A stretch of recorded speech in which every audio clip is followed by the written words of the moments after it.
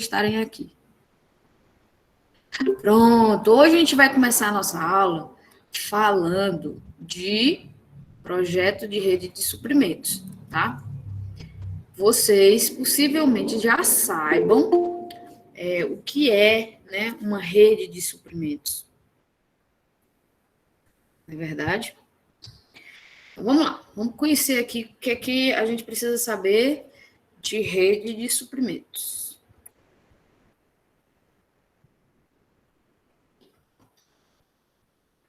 Pronto, rede de suprimentos. Definir a operação, né, no contexto de todas as outras operações com as quais interage, algumas das quais são seus fornecedores e outras são seus clientes. Materiais, peças, outras informações, ideia e às vezes pessoas, tudo flui por essa rede, né, de relações cliente-fornecedor, formada aí por essas operações. Pronto. Aqui a gente tem a definição de rede de suprimento.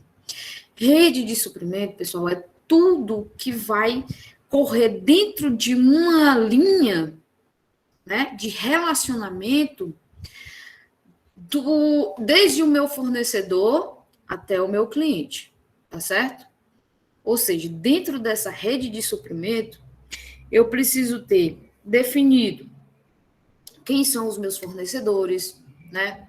Eu preciso saber como é que eles vão fazer a entrega, onde eu vou fazer a armazenagem, e depois disso, né, qual é o processo que esses materiais, essas peças, enfim, tudo, quais são os caminhos que ele vai percorrer para chegar ao cliente, tá? Ó, a gente tem dois lados da rede de suprimento, tá? O lado do fornecimento e o lado da demanda, tá bom? No lado do fornecimento, a gente tem aí, lógico, né? Até o nome já está dizendo, né? É justamente onde a gente tem os nossos fornecedores, né? Fornecedores de peças, fornecedores de informação, fornecedor de serviço. Então, esses fornecedores aí também vão ter os seus fornecedores, que por sua vez também vão ter os seus fornecedores e assim por diante, até chegar naquele produto que sai lá da terra, né? Por exemplo. Então, todo fornecedor tem o seu fornecedor, que tem o seu fornecedor. Então, aquele lado ali, né, do fornecimento, é um dos lados da rede. Mas a gente também tem o outro lado, que é o lado da demanda, que é o lado do cliente. Então, esses clientes, eles podem não ser os usuários finais, né? Ou do produto, ou do serviço, porque a gente pode ter um conjunto de clientes aí que vão estar envolvidos. Por exemplo, quando a gente vê distribuidoras, representantes, depósito, né? Revendedoras, não é verdade? Então, todo esse lado aí que compõe ao lado da demanda pode não ser o nosso cliente final. Né? O cliente final é justamente aquele que vai consumir, aquele que vai comprar para usar, né, para si, é o que vai receber o serviço, enfim. Então, vocês têm que estar atentos a esses dois lados e saber que esses dois lados, né, também têm suas ramificações, ok? Bom, os lados da rede. No lado do fornecimento, há um grupo de operações que fornecem diretamente para a operação, né? E essa, em geral, são os chamados os fornecedores de primeira camada. Então, a gente vai ter os fornecedores de primeira camada, fornecedores de segunda camada e por aí vai. São supridos, né, o de primeira camada, por fornecedores da segunda camada. Alguns fornecedores da segunda camada, eles podem aí, né, suprir operações diretamente, né, cortando, digamos assim, um elo nessa rede, tá? Às vezes a gente tem um fornecedor de segunda camada que pode já diretamente fornecer isso. Vamos a um exemplo prático, né, para vocês terem noção. Digamos que o nosso fornecedor, vamos pegar o exemplo da fabricação de brigadeiro, tá? O nosso fornecedor de primeira camada, é o supermercado Alencar, tá certo? E o supermercado Alencar, ele nos fornece o nosso material, né, a nossa matéria-prima. Por exemplo, o leite condensado, tá certo? Então, o leite condensado é o nosso, digamos assim, a nossa matéria-prima e ele é fornecido pelo supermercado Alencar. Mas quem é que fabrica esse... quem é que distribui? Não vou nem para a fabricação ainda, não. Quem é que distribui esse produto para o supermercado Alencar? É a distribuidora tal, a distribuidora PX, tá? A distribuidora PX. Eu posso, em vez de pegar esse produto com esse fornecedor de primeira camada, pegar já lá com de segunda camada e cortar essa primeira camada, tá certo? Eu posso fazer isso. Mas são situações que vocês têm que analisar se isso é possível ou não ocorrer, tá? Se é viável ou não. Às vezes, o que é que acontece?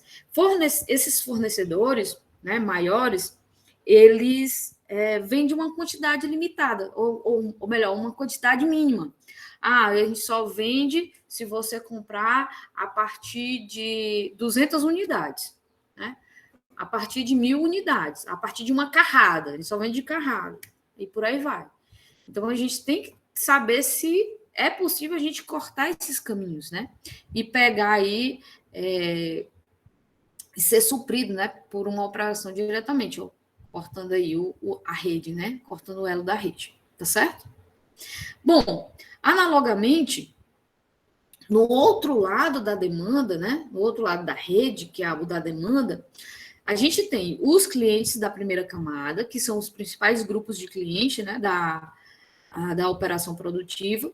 Estes, por suas vezes, suprem clientes de segunda camada, embora, novamente, a operação ela possa, às vezes, né, fornecer diretamente para o cliente de segunda camada ou até mesmo para o cliente final, tá? Então, vamos imaginar que a gente produz os brigadeiros, tá certo? A gente produz para a lanchonete da esquina ali, tá? Aquela lanchonetezinha que fica bem ali na esquina, a gente vai fornecer para eles. E eles vão vender para o cliente final. Então, o nosso cliente de primeira camada é a lanchonete, tá certo? Mas nós também podemos fazer o corte nesse elo, né? E já fornecer diretamente para o consumidor final, ou para o cliente aí, no caso, de segunda camada, tá bom? Bom, a gente tem redes imediatas de suprimento, né? Os fornecedores e os clientes que têm contato direto com uma operação, eles são denominados aí de rede imediata de suprimento, tá? Então, lembrem-se disso. A rede de suprimento é formada por fornecedores e por clientes, não é só por fornecedor.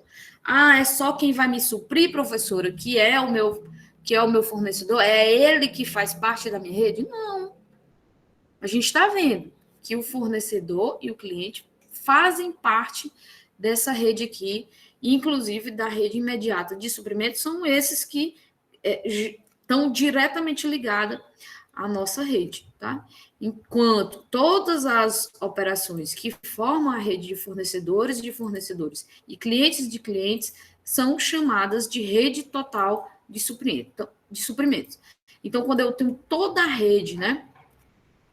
Toda a rede ligada e definida, eu tenho a rede total de suprimentos. Olha aqui, ó, para vocês conseguirem visualizar bem aí essa rede, né? Como é que essa rede funciona, tá? Eu tenho a minha produção aqui, ó, a minha operação produtiva. Só que para eu operacionalizar ela, eu preciso de fornecedores, né? Fornecedor 1, fornecedor 2, fornecedor 3, N fornecedores, né? Então, eu preciso desses fornecedores para que a minha produção aconteça. Bom, e depois que a minha produção aconteceu e eu já posso, né, no caso, vender essa minha produção, eu vou ter o meu cliente 1, cliente 2, e aí cliente M, né? M clientes. E por aí vai, tá certo? Lembrando que essa primeira camada aqui, né, é a minha camada imediata, tá? É a minha camada imediata. Desse lado aqui, a gente tem a rede imediata de fornecedores. E aqui a gente tem a rede imediata de demanda, né, de cliente. Ou também pode ser chamada de primeira camada de clientes e primeira camada de fornecedores. Tá certo? Aí aqui embaixo tem até, né, ó, falando aqui, né, a rede imediata. E a rede total é todos que fazem parte da minha rede, tá certo? Por quê? Porque ainda temos aqui o fornecedor do meu fornecedor. E esse fornecedor do meu fornecedor é chamado de fornecedor de segunda camada. Ah, professora, mas eu vou conseguir essas informações? Bom, você tem que colocar no projeto as informações que você conseguir, tá? Você pode até mesmo dizer, professora, o fornecedor do supermercado Alencar é o Dias Branco, né? M Dias, né? Que é aquele que produz a leite condensado, farinha, né? Vários elementos aí para a produção de bolo, de brigadeiro, enfim. E fica até bem aqui em Fortaleza.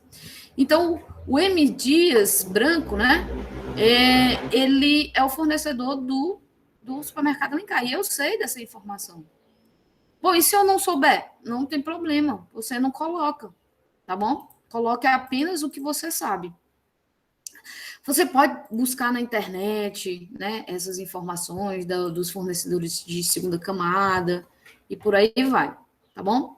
Outra informação interessante, pessoal, que na rede de suprimentos, né, o ponto de partida sempre é a minha operação, né, o meu ponto focal, digamos assim. O meu ponto focal é a minha operação. E da minha operação para o lado esquerdo que vocês estão vendo aí, é também chamado de montante. É o que vai, digamos assim, é o montante, né? O lado montante da minha operação. E o lado jusante da minha operação é o lado da demanda, é o lado do cliente, tá certo? Então, é outra informação aqui bem interessante para vocês saberem, ok? Aqui a gente tem um exemplo, né, de uma rede de operações para um fabricante de artigos domésticos de plástico, aqueles produtos de plástico, né? A gente vai ter aqui, ó, o ponto focal, né, que é o fabricante dos artigos de plástico, tá certo? Mas para ele fabricar esse artigo aqui de plástico, é tipo aquelas compotas que a gente bota na geladeira, que a gente bota aí no micro-ondas, vocês sabem qual é, né? Aquele bichinho de plástico. Enfim, aqueles tudo de plástico aí que vende nessas lojinhas de variedade, não tem? Que vende ali no Didil, que vende ali naquele cabo ali do... Ai, meu Deus, como é o nome dele? Não esqueci. Mas, enfim. Para ele, né? Para o fabricante desses produtos, certo? De plástico, ele precisa do fornecedor do plástico, ou melhor, do distribuidor do plástico e da gráfica, tá? Ele precisa desses dois fornecedores aqui, tá certo? E aqui a gente tem, ó, essas setazinhas aqui são as relações que a gente tem aqui dentro dessa rede, tá? Então a gente tem essa relação do distribuidor do plástico com o fabricante, né, dos artigos, e temos a gráfica. Bom, mas aí esse distribuidor do plástico, ele tem outro distribuidor, que é a empresa química. E essa empresa química aqui, em relação, né, ao artigo, ao fabricante de artigo de plástico, doméstico de plástico, né, é um fornecedor de segunda linha, enquanto que o distribuidor do plástico é o fornecedor de primeira linha. E a gráfica também é de primeira linha, mas, no entanto, a gráfica ainda precisa, né, de dois fornecedores, como, por exemplo, o fornecedor do papel e o fornecedor da tinta. E me diga uma coisa, será que o fornecedor do papel ele tem outro fornecedor? Alguém sabe dizer se o fornecedor do papel tem outro fornecedor? Eu duvido se vocês sabem. Deixa eu ver se alguém respondeu. Com certeza. Ah, menino. E o que seria? O papel vem da madeira, então tem que ter um fornecedor de madeira. Muito bem, era isso mesmo que vocês estão conseguindo captar aí. É justamente isso. Então a gente. Ah, professora, vocês podem perguntar aí, poderia ter aqui fornecedor de terceira linha? Pode sim. Pode ter sim. Tá certo? Então vamos lá, vamos continuar. E aí a gente tem também o fornecedor da tinta, né? Para a gráfica. Então, em relação a esse fabricante, a gente tem aí, né, os fornecedores de primeira linha e os fornecedores de segunda linha, tá bom? Ó, outra informação é justamente isso, ó, as linhas de relacionamento, né, as linhas de fluxo. Essa linha contínua é a linha do fluxo de bens. E a linha tracejada, né, é o fluxo de informações. Bom, e já do lado, né? Qual é esse lado aqui? Alguém sabe como é o nome desse lado? O lado jusante ou o lado da demanda, né? Lado jusante e esse lado aqui montante, tá? Lado esquerdo montante e o lado direito jusante. Então, para esse fabricante de artigos de plástico, ele já fabricou, né? Imaginemos que ele já fabricou, já produziu, e aí ele vai vender os seus produtos para o cliente de primeira linha. Quem é seu cliente de primeira linha? O atacadista, tá? E olhem que ele pode, no caso aqui, né, cortar um elo, que foi o que ele fez aqui, ó. Já passou diretamente para o varejista, né? Para esse varejista aqui, em que, ó, cortou o elo com o atacadista. E aí já passou direto para o varejista. E aqui tem os clientes de segunda linha, que são os varejistas. Será que pode ter mais um cliente aqui, mais uma linha de cliente aqui? Pode sim, professora. Pode ter aí os clientes finais, né? Ou cliente de terceira linha, tá bom? Opa, pronto. Vamos aqui agora para a importância da rede de suprimentos. A gente vai ver algumas informações sobre importâncias da rede. A primeira dela é que ela vai ajudar você a compreender a competitividade. Então, faz sentido que os clientes e os fornecedores imediatos eles sejam, digamos assim, a principal preocupação da empresa, né? Quando a gente se refere à questão da competitividade. Algumas vezes, né, a gente precisa olhar além dessas relações imediatas para a gente compreender por que os clientes e fornecedores agem da forma como eles agem. E toda empresa tem somente duas opções se desejar compreender os seus usuários finais da rede. Então, ele pode confiar em todos os clientes imediatos e clientes dos clientes, etc., que formam aí os elos da rede entre a companhia, né, entre a empresa que produz, que fabrica ou que presta o serviço e os consumidores finais. E, alternativamente, ele pode olhar além dos seus clientes e fornecedores imediatos. E isso eu estou falando, ó, só lembrar, né? Quem é meus clientes imediatos aqui? Se eu fosse, né, esse produtor aqui de plástico, o distribuidor e a gráfica. E aqui, no caso, seria o atacadista. Então, essa relação aqui é a minha relação imediata, é quem está mais próximo de mim. Tá certo? Mas ele está falando aqui da importância da rede justamente para a gente entender essa competitividade, entender toda a minha rede de suprimentos. Então, confiar em uma rede imediata, ele é visto como colocar fé muito grande, né, num julgamento de outra pessoa sobre um aspecto que são fundamentais aí para a própria saúde competitiva de uma organização. O segundo ponto é que ela ajuda a identificar elos significativos na rede. Então, a chave para a gente entender a nossa rede de suprimento vai da identificação das partes que ela vai conter, né?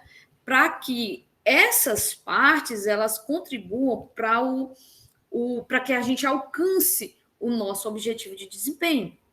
Por exemplo, pessoal, isso aqui é muito importante quando a gente está tratando, por exemplo, da qualidade, tá certo? Normalmente, quem tem o selo de qualidade, por exemplo, o da ISO 9000, tá?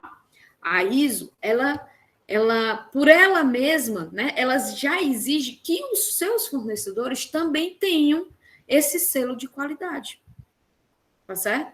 E isso faz parte, né, do meu objetivo de desempenho. Então, o meu objetivo aqui é ter qualidade. E eu estou certificada com o selo de qualidade, então eu preciso que as partes, né, as partes que fazem a minha rede de suprimento também tenham esse selo de qualidade. Claro que eu não vou exigir que o meu, o lado lá da jusante, o lado do cliente, no cliente final, ele tem a qualidade, né? Mas quem vai vender, vai prestar o serviço para aquele meu consumidor final, ele tenha também um selo de qualidade, tá? Que é nesse caso aqui, ó. Eu posso, né, sugerir a quem está imediato a mim, ou até mesmo, né, os varejistas, tenham também esse selo de qualidade, para que a gente possa, né, certificar que tudo dentro da minha rede está de acordo com a perspectiva do meu objetivo de desempenho, que é a qualidade, tá certo? Então, isso aí é um exemplo bem prático e comum, né? Quando a gente trata desse item em particular, que é o do objetivo de desempenho da qualidade, tá certo?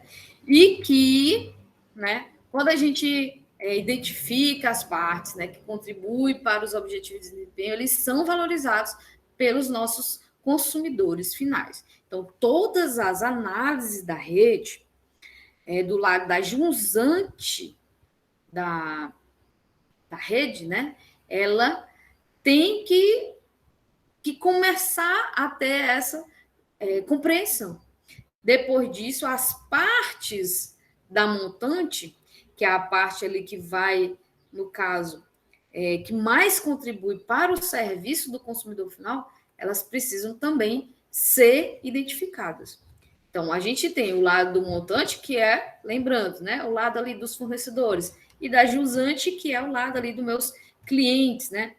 E nem todas as contribuições do Elos, elas são igualmente significativas, tá certo?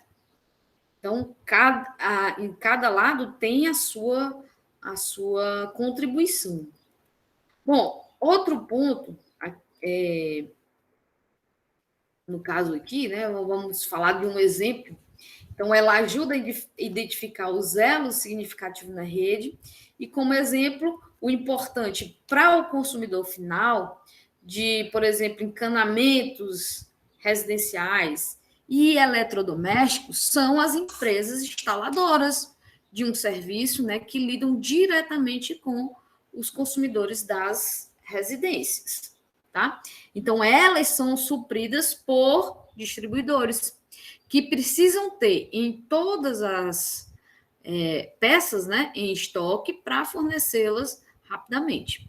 Os fornecedores das peças dos distribuidores contribuem da melhor forma para a competitividade dos seus clientes. E, parcialmente, né, oferecendo aí um prazo de entrega mais curto, principalmente através aí da confiabilidade de entrega. E isso daqui vocês já devem conhecer por conta da pesquisa que vocês fizeram, né? Dos objetivos de desempenho, que a gente tem 5. Você ainda lembra quais são? Qualidade, flexibilidade, confiabilidade, rapidez e custo. Os elementos-chave nesse exemplo aqui, né, dos encanamentos, né, dos eletrodomésticos, os elementos chaves aqui são os distribuidores e os estoquistas. a melhor forma de conquistar pedidos do cliente, nesse caso aqui, né, do cliente final, nesse caso, é dar ao estoquista fornecimento imediato, para que na hora que o cliente precisar, ele tenha ali, né, o mais próximo possível. O que ajuda aí a manter custos baixos e, ao mesmo tempo, né, alta disponibilidade das peças.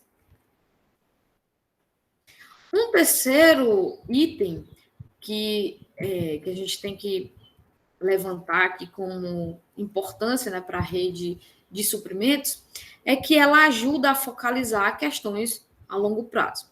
Então, vai ter ocasiões em que circunstâncias elas tornam algumas partes da rede de suprimento mais fraca, né, do que os seus elos aí adjacentes. Então, por exemplo, uma parada numa máquina, né, por exemplo, uma greve de trabalhadores. A gente sabe aí recentemente, acho que em 2018, não foi? A gente teve uma greve de... Foi 2018, né? A greve dos caminhoneiros, né? Que isso acabou interrompendo diversas operações no país inteiro. Então, deve seus clientes e fornecedores imediatos explorar a fraqueza com a intenção de melhorar suas próprias, né, posições competitivas aí, ou devem tolerar os problemas e esperar que o cliente ou o fornecedor eventualmente se recupere. Tem situações, como é o caso da pandemia, por exemplo, que era algo que era inesperado, mas que aconteceu e que contingencialmente nós nos adequamos a essa realidade, né? Não esperou que cada um vai resolver por si. Não. Aqui foi tudo uma rede de relacionamento que foi se propagando para que todos conseguissem, né, sobreviver a essa tormenta, né, que tem sido a pandemia. Então, uma perspectiva de longo prazo na rede de suprimento seria avaliar as vantagens relativas a serem obtidas, né, junto ou substituindo aí um elo mais fraco. Isso daqui, pessoal, é justamente também a gente ter noção quem é o nosso elo fraco, né? E substituir esse elo fraco por elos mais fortes, que realmente consigam, né, dar apoio, dar suporte, que consigam fornecer, né, o que a gente precisa. Isso aí é outro ponto da importância da rede. E aí a gente tem decisões no projeto da rede de suprimento. As decisões, a gente começa aqui, tá? Como a rede ela deve ser configurada. Existem dois aspectos aqui. Primeiro, como a operação produtiva ela pode influenciar a forma que a rede ela pode ter, né? Segundo, a terceirização, quanto da rede a operação deveria possuir, né? E uma última questão é a chamada decisão da integração vertical, né? Que é justamente a decisão de eu fazer ou eu comprar, né? A gente estava falando do exemplo do brigadeiro, não é verdade? Então, eu posso, digamos assim, eu mesma produzir a embalagem, tá? Eu mesma vou produzir a embalagem, tá certo? Mas também eu posso comprar a embalagem, né, de outro fornecedor. Mas nessa decisão, né, qual é a melhor que eu vou, né, tomar? Então, esse tipo de decisão é tomada aqui na rede de suprimento. Se você vai produzir ou se você vai comprar determinados itens que vai ser parte ali da sua operação produtiva. Outro ponto, outra decisão que a gente tem é onde ela deve estar localizada cada operação, né, da parte da rede que pertence aí à empresa. Então, se a empresa de artigos domésticos construir uma nova fábrica, essa deve estar próxima de seus fornecedores ou próxima de seus clientes, ou em algum lugar entre eles. Como a empresa de shopping center, como a empresa, né, do shopping center, deve escolher uma localização específica para o seu shopping. Essas decisões são chamadas decisões de localização das operações. Então, eu posso continuando o exemplo do brigadeiro, né? Onde é que eu vou escolher localizar a fabricação da minha operação do brigadeiro? Ah, a gente vai fabricar na casa do Daniel. Não, a gente vai fabricar na casa do João Henrique. Não. Lá não dá certo, não. Lá tem muita bagunça. Não, vamos então para a casa do Gustavo, tá certo? Ah, não, professora. A gente vai decidir mesmo alugar um ponto, um galpão, onde a gente pode alocar os maquinários, os equipamentos, né, para que a nossa produção ela seja mais profissional. Beleza? É a decisão do seu projeto, tá? E isso tudo tem que ser levado em consideração. Bom, tem outra decisão que é em relação à capacidade de produção, que deve, né, ter cada operação, que capacidade, né, de produção deve ter cada operação da parte da rede pertencente à empresa ao longo do tempo. Que tamanho deve ter a fábrica de artigos domésticos? Se precisa expandir, deverá fazer em pequenos ou em grandes incrementos, né, da capacidade. Deve assegurar-se de que, em cada momento, tenha mais ou menos capacidade do que a demanda prevista. Estas são chamadas decisões de gestão de capacidade produtiva ao longo prazo, tá? Que é mais ligada à capacidade produtiva, a capacidade que eu vou ter ao longo do tempo. Então, observe que as 3 decisões, elas se apoiam em pressuposições, né, a respeito aí do nível de demanda futura. Então, essas 3 decisões aqui que a gente vai tomar, né, de capacidade de produção, de onde se localizar e como a rede vai ser configurada, todas essas 3 decisões aqui, tá, ela vai ser tomadas pelo nível de demanda futura, uma previsão que eu vou poder aí determinar do que eu vou conseguir, né? Digamos assim, oferecer a essa minha demanda, né? Qual a previsão que eu tenho dessa demanda, né, de consumidores para os meus produtos?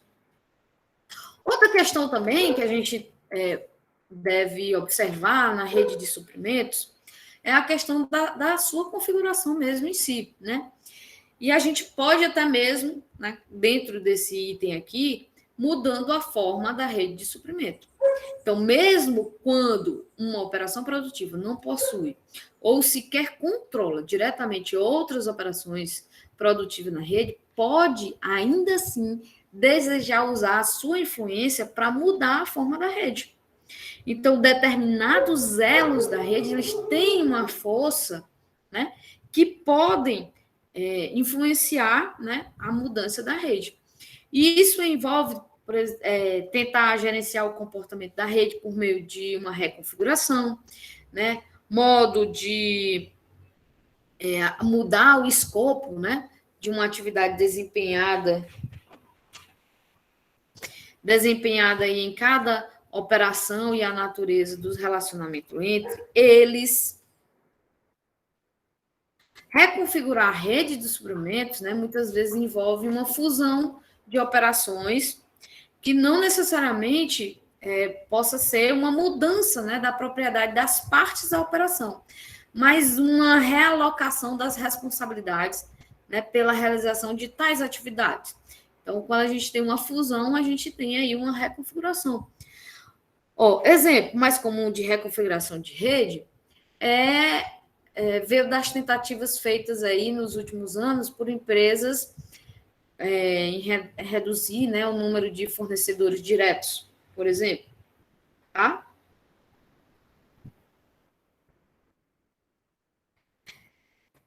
Temos aí também, na configuração da rede, né, a desintermediação. Também temos esse corte, né, do intermediário, que é aquele corte do elo que eu tinha falado para vocês, tá? Então, desintermediação é justamente desse corte de elos, e você, tipo, passar diretamente para o fornecedor do fornecedor, ou o cliente do cliente, né? Ou pular aí o distribuidor e ir direto para o varejista, tá? Aí depois vocês veem aí esse exemplo mais detalhado. Outra forma de configuração é a competição. É uma corrente de pensamento sobre as redes de suprimento aborda, né, qualquer tipo aí de negócio como rodeado por 4 tipos de atores: os fornecedores, os consumidores, os concorrentes e os complementares. E aí a gente tem a competição. Os complementares, pessoal, eles possibilitam aí que os produtos ou serviços, né, de uma empresa, eles sejam valorizados, né, pelos seus consumidores, tá certo? Justamente porque são acompanhadas por seus produtos, né, e serviços complementares em oposição àqueles que são comercializados sem essa associação. A competição também tem os concorrentes que são o oposto. Então, eles fazem com que os consumidores valorizem menos os seus produtos, né, em favor dos seus próprios produtos, né? Então, é isso. O concorrente vai fazer justamente isso, né? Valorizar menos o seu e valorizar mais o dele. Então, os concorrentes também eles podem ser complementares, viu? Ou vice-versa. Por exemplo, restaurantes adjacentes, eles podem ser vistos como concorrentes, né, em relação à escolha do cliente. Os concorrentes também eles podem complementar e vice-versa, né? Então, aqui, no entanto, de outra forma, eles podem ser complementares. Será que o consumidor ele teria se deslocado a essa parte da cidade se não fosse o fato de haver mais um restaurante? Ou mesmo, né, restaurante, teatro, galerias de arte e atração turística, né, se localizarem juntas como forma de uma cooperação para aumentar o tamanho total do seu mercado conjunto. Essa de competição, pessoal, inclusive, é muito comum em franquias, tá?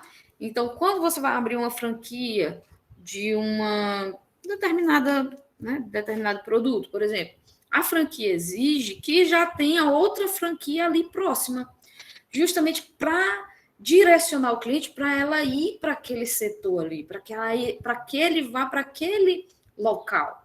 Vocês também podem ver que vai ser bem comum uma parte dos restaurantes em uma determinada cidade fiquem em um local, né? Em um mesmo local.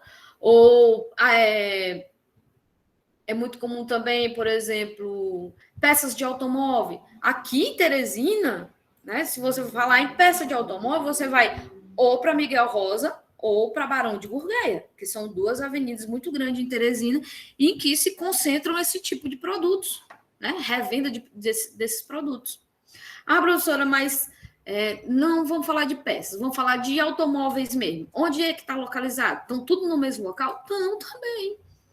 Né? Lá na entrada de Teresina, né? Ali na entrada, na João 23, logo depois da ladeira do Uruguai, só o que tem, meu amigo, é concessionário de automóvel ali. Então, eles já estão próximos justamente para direcionar o cliente para aquele setor da cidade. Então, todos os atores da rede, sejam eles consumidores, fornecedores, concorrentes ou complementares, eles podem ser parceiros ou oponentes. E aí vai depender do momento. O termo usado para captar essa ideia é justamente a competição. Então, nem sempre um concorrente ele pode realmente ser um concorrente seu, né? Mas um cooperado. A decisão de integração vertical. Então, nessa decisão aqui, que a gente até falou, né, anteriormente em outro slide, né, é justamente essa decisão, né, de fabricar internamente ou terceirizar, fazer ou comprar. Então, numa empresa, faz tudo que é necessário para fabricar os seus produtos e serviços sozinho. Então, os padeiros, né, não plantam o trigo e nem o transformam em farinha. Os bancos, geralmente, eles não fazem seus próprios sistemas de compensação.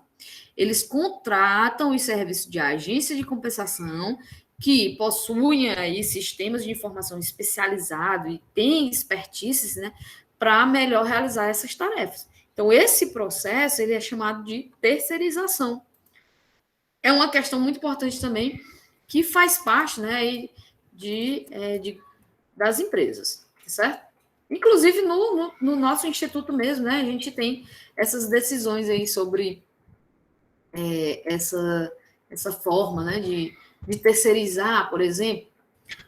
Então, embora a maioria das empresas elas tenham sempre terceirizado algumas das suas atividades, uma proporção maior das atividades diretas é hoje comprada por seus fornecedores.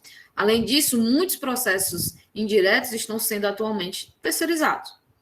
Isso é geralmente mencionado como terceirização de processo de negócio, né? Business Process Outsourcing, que é o BPO. A razão para isso, em geral, é primordialmente reduzir custos. Inclusive, pessoal, acho que vocês devem conhecer a respeito do sistema produtivo da Nike. Ela simplesmente, a Nike não produz nenhum calçado. Ela não produz simplesmente nada, tá? Essa parte da produção, ela terceirizou. E ela fica com outra parte, né, dos negócios. Realmente, a Nike, ela terceiriza a sua produção e ela fica por conta aí de outras etapas. Então, o debate da terceirização, nesse debate, né, de terceirização, a gente tem aqui, ó, o que deveria um negócio fabricar e o que deveria comprar. Aí a gente tem integração vertical, é um grau, né, o grau e a expansão da propriedade de uma organização que ela tem aí na rede na qual ela faz parte. E geralmente envolve a análise pela organização da conveniência de adquirir fornecedor e ou cliente. Aqui a gente tem, né, no caso, integrações, formas de integração, né? Integração a montante, que é para o lado do fornecedor, e integração a jusante, que é o lado aí da demanda, né, dos clientes. E aqui a gente tem a amplitude do processo, né? Quanto mais longo for a rede, né, mais ampla ela vai ser. Onde a gente tem aqui, ó, as etapas integradas verticalmente também compram e vendem para outras empresas. E aqui a gente tem, aqui é o nosso ponto focal, é o ponto da produção, é o ponto da montagem, tá? E aí a gente tem, né, as etapas integradas verticalmente transitam somente entre si. Então aqui a gente tem dentro dessa rede, né, nessa daqui apenas entre si. Essa aqui já temos aí entre outras empresas, como vocês podem estar vendo aí.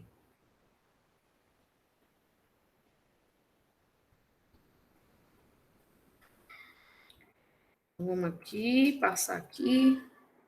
Bom, e os fatores de integração? Estamos quase terminando, viu, pessoal? Acho que vai dar tempo.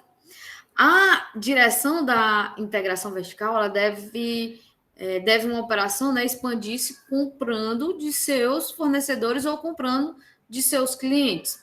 A estratégia de expandir no lado do fornecimento de uma rede, às vezes é chamada de integração vertical a montante, né, como a gente está vendo aqui, ó.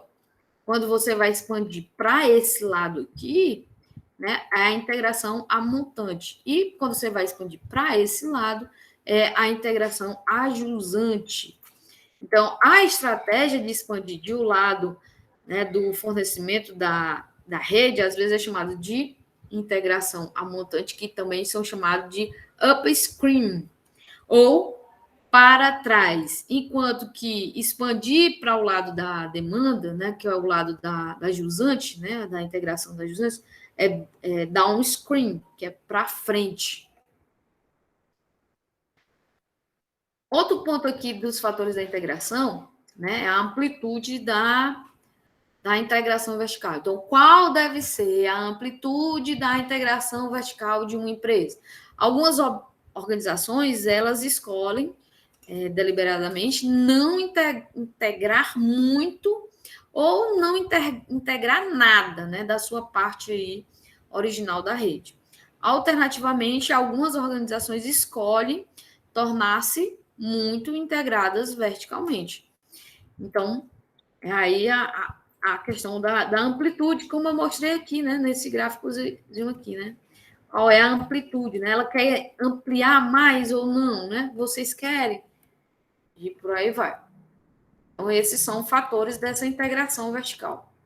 E, por último, a gente tem aí o equilíbrio entre as partes. Então, não diz respeito estritamente à propriedade da rede, mas à exclusividade do relacionamento entre as operações. Então, um relacionamento de rede totalmente equilibrado é aquele em que a produção ela produz somente para a próxima etapa da rede ali e satisfaz totalmente essas suas exigências.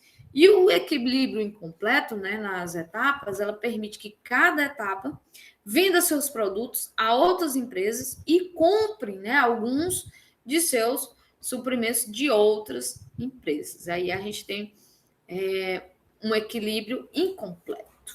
E esse daí foi o nosso tema da nossa aula de hoje sobre